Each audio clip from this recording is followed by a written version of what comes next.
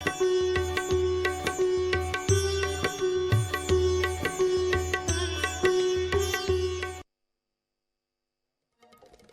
बहुत स्वागत है आपका हमारे खास कार्यक्रम सितारों की चाल में और मैं हूं आपके साथ नेहा श्रीवास्तव। इस कार्यक्रम में हम आपको बताएंगे कैसा बीतेगा आपका आज का दिन और जानेंगे आज के विषय के बारे में। इस सब पर बात करने के लिए मेरे साथ मौजूद हैं आचार्य कमलेश मिश्र जी, संस्थापक वैदिक घनाद। पंडित जी, बहुत बहुत स्वागत है आपका। बहुत बहुत धन्यवाद। तो चलिए कार्यक्रम की शुरुआत कर लेते हैं।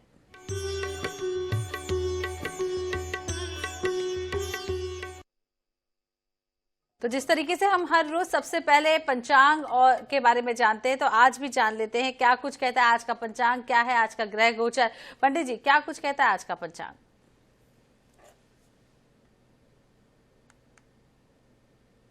और दिन मंगलवार है। आज का जो नक्षत्र है वह पुनर्वसु नक्षत्र है। फाल्गुन मास शुक्ल पक्ष की 10वीं तिथि है और आज का राहु काल है 2:29 से 3:59 तक। जी, तो ये तो बात हुई आज के पंचांग और राहु काल के बारे में हमने जान लिया है। अब समय हो चला है आज के विषय पर चर्चा करने का। जिस तरीके से हमने कल राहु के बारे में जाना, राहु है तो केतु भी है। जी हाँ, तो आज हम बात करेंगे केतु की महादशा और उसका प्रभाव। तो पंडित जी, सबसे पहले समझ लेते हैं कि केतु की महादशा होती क्या है।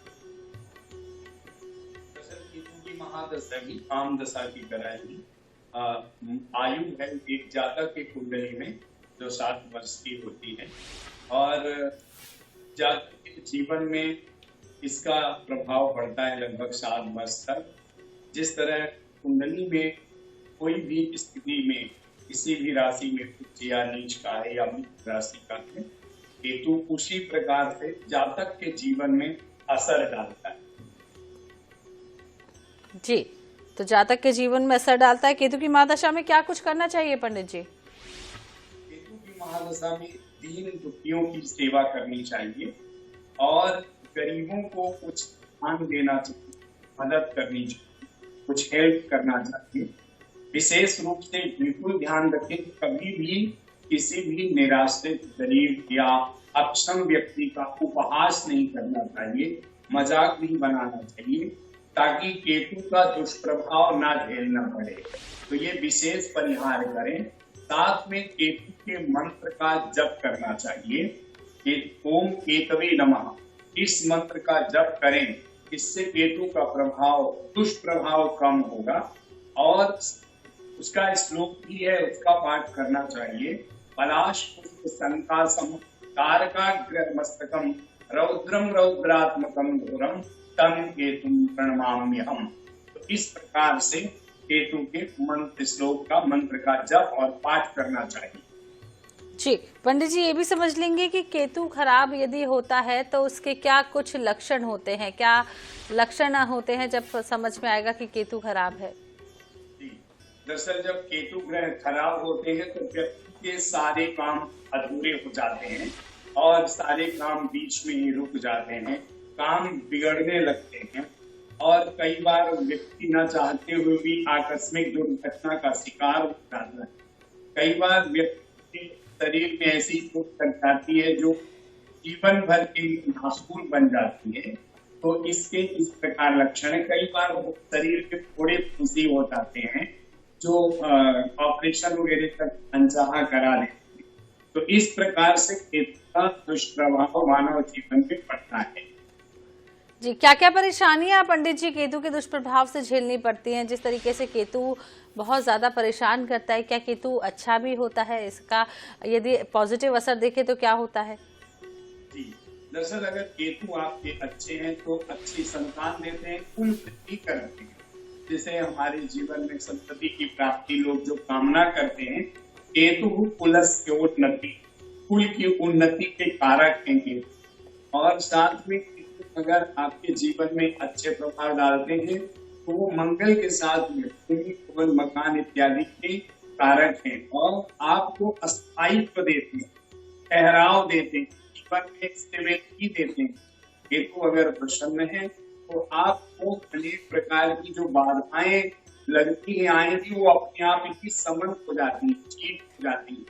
और कई बार लोगों की दुआएं आपके लिए वरदान साबित होती हैं। जी, केतु को खुश कैसे करें पंडित जी? किसकी पूजा करनी चाहिए? क्या कुछ दान दक्षिणा करनी चाहिए केतु को खुश करने के लिए?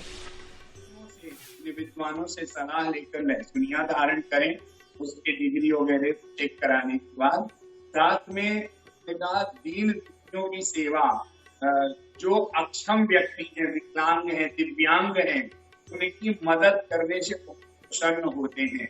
कन्याओं के विवाह इत्यादि में दान करने से बहुत उसका लाभ मिलता है। ये ध्यान रखें कि अपात्र व्यक्ति को जिनको जरूरत है उन्हीं को दान दें, अपात्र को बिल्कुल भी दान ना दें, नहीं तो उसका वह दुरुपयोग करेगा। केतु इससे प्रसन्न होते हैं। उनको कंबल इत्यादि दान करने से भी केतु प्रसन्न होते हैं। मिक्स अनाज दान करने से उड़द है, मूंग है, मसूर है, गेहूं है, चना है, इन सभी को मिक्स 7 प्रकार का अनाज दान करने से भी केतु प्रसन्न होते हैं। जी, यहाँ पर हमारे साथ एक कॉलर जुड़ रहे हैं झारखंड से, राकेश। राकेश जी, बहुत बहुत स्वागत है आपका सितारों की चाल में। क्या कुछ जानना चाहते हैं? डेट ऑफ बर्थ के साथ पूछ लीजिए। अपने भाई बारे में। जी, अपने भाई का डेट ऑफ बर्थ बता दीजिए।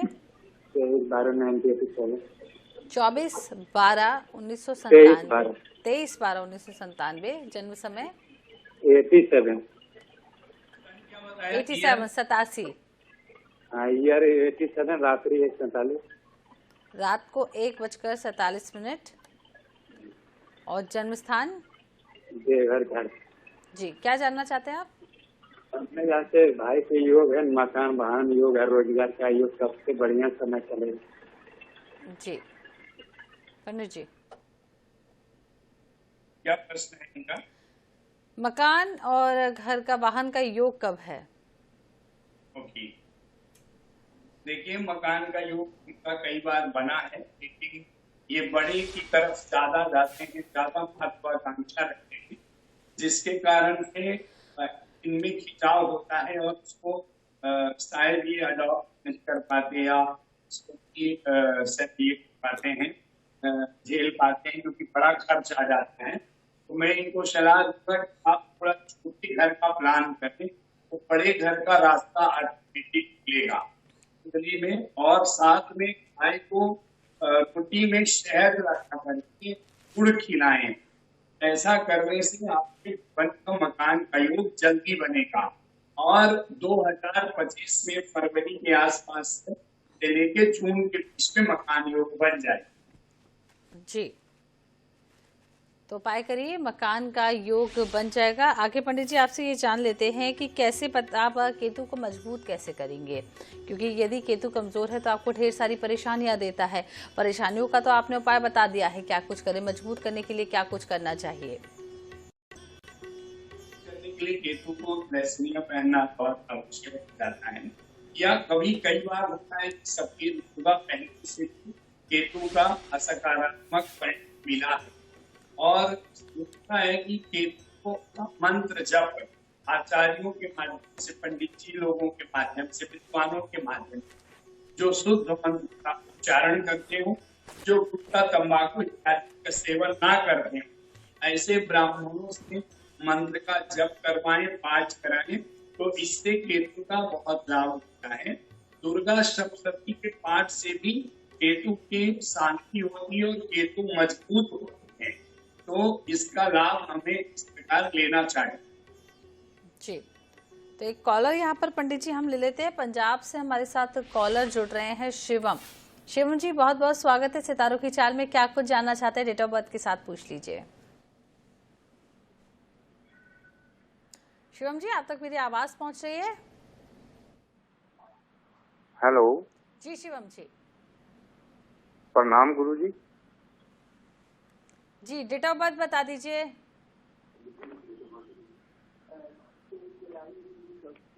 23 जुलाई 1980 जी 7 बजे सुबह जी, लुधियाना पंजाब जी। जी, जानना क्या चाहते हैं आप? आचार्य ये एक तो काम नहीं करता, एक ये बीमार रहता है। जी, क्या बताया आपने? जी, काम को लेकर परेशान है और तबीयत भी ज्यादा खराब रहती है, बीमार रहते हैं। जी, एक मैं आपको उपाय बताता हूँ। इनको ना आपको इनके शरीर से वाइन वाइन की बोतल, शराब की बोतल ले ली, सिर से उतार के और उसको कहीं जमीन पे, पानी में, गंदे नाली में बहा, तो इनको एक ग्रहण दोष का दोष है वो निकल जाएगा और ग्रहण दोष की शांति कराएं। राहु इनकी कुंडली में बहुत नीच भी है, कर्क राशि के राहु है, तो इनको थोड़ा सा उसके भी लक्षण है। तो आप इनको कहिए कि पक्षियों को, जानवरों को, जीवों को अपने समय तो जब जहां मिल जाए वो कुछ खिलाएं, उनकी मदद करें। ये हो गया आप बाह्य समस्याओं का समाधान। आंतरिक रूप से आप डॉक्टर की भी सलाह लें और साथ में इनकी कुंडली में जो सबसे कमजोर ग्रह हैं वो है सूर्य। तो सूर्य को मजबूत करने के लिए माणिक या सनसाइन रत्न पहने, अनामिका अंगूठी चांदी में भी पहन सकते हैं, तांबे में भी पहन सकते हैं, सोने में, अपनी क्षमता के अनुसार, तो इनमें बदलाव आएगा। जी, तो माणिक रत्न पहनिए, इसका जरूर लाभ मिलेगा। पंडित जी, ये भी समझ लेते हैं, यदि केतु की महादशा होती है तो करियर पर भी इसका प्रभाव पड़ता है, पैसे पर भी इसका प्रभाव पड़ता है और शरीर पर भी शारीरिक परेशानियां भी आती हैं। तो किस तरीके से आप इसे देखते हैं, क्योंकि कुंडली में अलग अलग जातकों को अलग अलग इसका प्रभाव देखने को मिलता है, तो जातक किस तरीके से समझ पाएगा कि हम केतु से प्रभावित हैं? जी, जातक को तो अपनी पत्रिका ज्योतिषियों को, पंडित जी लोगों को दिखानी होगी, जो एस्ट्रोलॉजर है आपके क्षेत्र में, को कंसल्ट करना चाहिए आपको, क्योंकि समस्याएं इस प्रकार की कि आप बिना रिजल्ट के ही वृक्षारोपण लग जाएगा, बिना रिजल्ट के ही आपको कंपनी से डिमोट कर दिया जाएगा, बिना रिजल्ट के ही आपको ब्रेक दे दिया जाएगा, अनावश्यक आप ऑफिशियल कार्यों में आप लेट हो जाएंगे, आप एक टाइमली किसी चीज को पंक्चुअल कर नहीं पाएंगे, आपसे आपको निद्रा आएगी। ये सारे जो लक्षण हैं ये हमको संकेत देते हैं केतु जो है कहीं न कहीं बाधक बन रहा। जी पंडित जी, वो कौन सा ग्रह है जो केतु को नियंत्रित कर लेता है, जिसकी वजह से केतु नियंत्रित रहता है और उसका फल अच्छा मिल सके? केतु के ऊपर अगर मंगल की दृष्टि पड़ती है, मंगल केतु का परम मित्र है, तो अगर केतु के साथ मंगल है, मंगल की दृष्टि पड़ती है, तो केतु बहुत संतुलित रहता है, बहुत प्रसन्न रहता है। शुक्र के साथ भी केतु का अच्छा संयोग बनता है और इसका लाभ मिलता है हमें। भगवान शिव की आराधना से शांत होते हैं, मत आराधना से केतु शांत हो। इनका ये लक्षण, ये उपाय है। अगर हम घर में ध्वजा लगाएं तो हमारी जो छोटी छोटी आपदाएं हैं, बलाएं हैं, उनको निकल जाती हैं और इससे हमें काफी सुकून मिलता है। जी पंडित जी, ये भी आपसे समझ लेंगे कि जब केतु की महादशा होती है तो क्या विवाह में भी विलंब होता है? जी, अगर विवाहिक स्थान, अगर विवाह के स्थान में केतु है, उनके साथ में सूर्य है या चंद्र है या गुरु है, इनके साथ में काफी अव्यवस्थाएं डालते हैं और बेवजह ही रिश्ता जुड़ नहीं पाता है या रिश्ता जुड़ा हुआ भी जाता है। केतु भी क्या है, चंडाल के साथ बना देते हैं, सूर्य या चंद्र के साथ ग्रहण बना देते हैं, तो बिना कारण जीवन में ग्रहण सा लग जाता है। लोग कहते हैं कि हमारे जीवन में अचानक सब कुछ एकदम बढ़ गया, तो इस प्रकार से केतु उसका नुकसान देते हैं। जी पंडित जी, ये भी जानकारी है कि केतु के कारण कुंडली में काल सर्प योग भी लग जाता है, जिसकी वजह से परेशानियां काफी होती हैं। तो काल सर्प योग की पूजा तो लोग करा लेते हैं जब उन्हें जानकारी मिल जाती है कि काल सर्प योग लग गया है। क्या वाकई में केतु के कारण कुंडली में काल सर्प योग होता है? जी बिल्कुल, अगर केतु और राहु के बीच में सभी ग्रह आ जाए, यह काल सर्प बनता है। और जब काल सर्प बनता है तो उसमें नेचुरल है कि केतु एक्चुअली धड़ कहा गया है, राहु को सिर कहा गया है और दोनों दो भागों में बटे हुए हैं। तो जब दोनों दो भागों में बचे हैं तो उनको एक तरह से जोड़ना काफी मुश्किल होता है, क्योंकि दोनों में तालमेल नहीं है, दोनों में अंडरस्टैंडिंग है, दोनों दो पार्ट हैं, एक में मजबूती है, एक में अलग ताकत है, एक में काल्पनिक ताकत है। तो हमें कई प्रकार की उलझने अनावश्यक आती है। मैंने ये पाया है जीवन में लगभग 25 वर्ष के कैरियर में कि जिनके कुंडली में केतु सब दोष होता है, उनका कोई न कोई जीवन का एक पार्ट हमेशा खराब होता है। वो कुछ भी हो, शिक्षा हो, संस्कार हो, एजुकेशन हो, कैरियर हो, संतान हो, एक चीज को बिगाड़ दे। तो अब डिपेंड करता है कि किस कुंडली किस तरह से बनता है। तो नेचुरल है कि दोष की भी शांति कराना चाहिए। और केतु से भी लेख हमेशा सबसे ज्यादा केतु अधूरे लोग हैं, जैसे हमने पहले बताया विकलांग है, इनकी मदद सेवा से केतु बहुत खुश होते हैं। जी, तो अब आज हमने बात की जिस तरीके से केतु के बारे में, क्या कुछ उसकी महादशा होती है, क्या उसके उपाय होते हैं। अब वक्त हो चला है आज के दैनिक राशिफल के बारे में चर्चा करने का, तो एक एक कर जान लेते हैं क्या कुछ कहता है आज का दैनिक राशिफल। जी पंडित जी। दैनिक राशिफल है आज का मेष राशि में। तो मेष राशि के जो जातक हैं वो आपको जो भी अवसर मिला उसको बहुत शांति से पूरा करें। मैंने कहावत, व्यक्ति को बहुत भूख लगती है तो वह दोनों हाथों से नहीं खाता, तो इत्मीनान और इत्मीनान से काम में आपका कार्य पूरा होगा, सरलता से, सहजता से। वृषभ राशि, वृषभ राशि जातक वृषभ राशि आपको आकर्षित करना बनता है, और जो कुछ भी आपकी घटनाक्रम है वो स्थायी, वो धीरे धीरे निकल जाएगा। हनुमान जी की आराधना करें, ध्वजा लगाएं, से शुभ होगा। मिथुन राशि, मिथुन राशि के जो जातक हैं, आपने जो कुछ भी उपकार किया है, जो कुछ भी उपकार किया है उस आप गाइए नहीं, एहसान मत बताइए, ताकि आपका पुण्य खत्म ना हो। और जो कुछ भी होता है वह ईश्वर की भक्ति से, ईश्वर की शक्ति से, कृपा से होता है। कर्क राशि, कर्क राशि के जो जातक हैं उनके लिए आज का दिन बहुत अच्छा है, सुकून भरा है, शांति भरा है, और अच्छे परिणाम लेकर आएगा जीवन में। आप इसका आनंद लें, चारों तरफ से आशीर्वाद वर्षा होगी, तो आपका दिन बहुत अच्छा है। सिंह राशि, सिंह राशि के जो जातक हैं उनके लिए है कि समय से पहले और भाग्य से अधिक कुछ नहीं मिलता, तो सब्र का फल बहुत अच्छा होता है। हमारे बड़े बुजुर्ग हमेशा यह शिक्षा देते हैं, मन में कोई भी अवसाद ना रखें, आने वाला समय आपके लिए बहुत ही उत्तम होगा, समय का आनंद लें। कन्या राशि, कन्या राशि के जो जातक हैं उनके लिए है आज आप तैयारी कीजिए, कहीं से बुलावा आएगा, आपको निमंत्रण मिलेगा अतिथि बनने का, इसका आनंद लीजिए, बहुत ही सुखमय फल है और भगवत कृपा बनी रहे। तुला राशि, तुला राशि के उनके लिए इलेक्ट्रिकल बिजली चीजों को खरीदने से आज बचना चाहिए, साथ में करंट से भी बचना चाहिए। कई बार ऐसा समय या घड़ी आता है जब हमें उससे नुकसान होता है। साथ ही मन को शांत रखें और ईश्वरीय आराधना करना चाहिए जब परिस्थिति हो, दिन शुभ हो।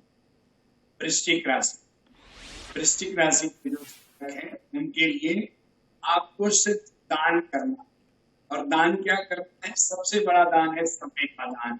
यदि आप समय दान करते हैं, किसी को मार्गदर्शन, सेवा, सहयोग, मानवीय मदद करते हैं, तो यह सबसे बड़ा दान है, और इसके लिए आपको सिर्फ समय ही देना है, तो आपका दिन काफी कल्याणकारी है। धनु राशि, धनु राशि के उनके लिए आज का दिन ये है कि चिंता ना करें, समय का इंतजार करें। हो सकता है कि आपके कार्य कोई विघ्न हो, लेकिन वो अस्थायी नहीं रहेगा। जैसे रात के बाद दिन आता है, वैसे ही एक छोटा खराब समय का वो अच्छा बड़ा समय आता है, बड़ा उदाहरण है तो मार्ग बहुत सस्ता। मकर राशि के उनके लिए आज का दिन काफी अच्छा है। थोड़ा सा और प्रयास की सतर्कता आपके भाग्य में बहुत बढ़ोतरी होगी और अच्छे सुनहरे अवसर आपके हाथ में आएंगे, आपको मिस ना कर सके, ये विशेष ख्याल। कुंभ राशि के जातक जो है उनके लिए आज का दिन परिवारजनों के लिए समय का करें, कहीं शॉपिंग कराएं, को लेकर जाए, खरीदारी कराएं, परिवार में और प्रसन्नता और उत्साह होगा और कुछ पुरानी चर्चाएं को करने से पुराने कार्य होने के नए अवसर और मार्ग प्रशस्त हो। मीन राशि आज आपके लिए जल्दीबाजी भी ठीक है। कहावत है आराम से होता है, इसलिए हमारे लिए धीरे कोई ना करें और एक विशेष ये चाहे थोड़ा समय लग जाए अपने कार्य को कल पर ना टालें। जो कहते हैं काल करे सो आज कर, तो जो आज करेंगे उसका हमारा अच्छा परिणाम सकारात्मक बना रहेगा।